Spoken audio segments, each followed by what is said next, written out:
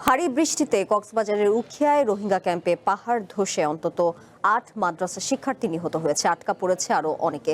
দুপুরে উখিয়ায় রোহিঙ্গা ক্যাম্প ৫-এর একটি মহিলা মাদ্রাসায় পাহাড় ধসে এই হতাহতের ঘটনা ঘটে। এদিকে ভারী বৃষ্টিতে প্লাবিত হয়েছে কক্সবাজারের নিম্নাঞ্চল। কোথাও কোথাও সড়ক ও সেতু ভেঙে ব্যাহত হচ্ছে সড়ক যোগাযোগ। টানা বৃষ্টিতে একের পর এক ঘটছে পাহাড় ধস, ঘটছে প্রাণহানি। প্রশাসনের পক্ষ থেকে ঝুঁকিপূর্ণ বাসিন্দাদের সরিয়ে নেয়ার উদ্যোগ নেওয়া হলেও সাড়া মিলছে না তেমন।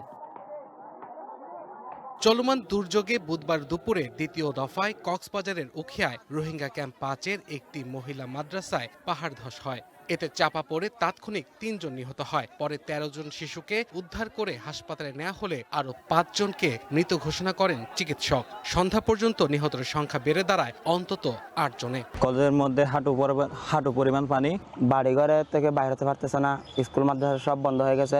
মাটির নিচে চাপা পড়ে কেউ নিখোঁজ আছে কিনা তা খতিয়ে দেখা হচ্ছে বলে জানিয়েছে ফায়ার সার্ভিস।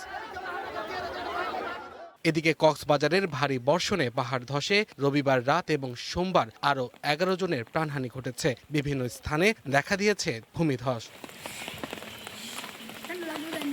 প্লাবিত হয়েছে জেলার সব উপজেলার নিম্নাঞ্চল। কোথাও কোথাও বিচ্ছিন্ন হয়ে পড়েছে সড়ক যোগাযোগ। বন্ধ রয়েছে ঢাকা কক্সবাজার ট্রেন চলাচল। ঝুঁকিপূর্ণ বাসিন্দাদের সরিয়ে নিতে কাজ করছে প্রশাসন।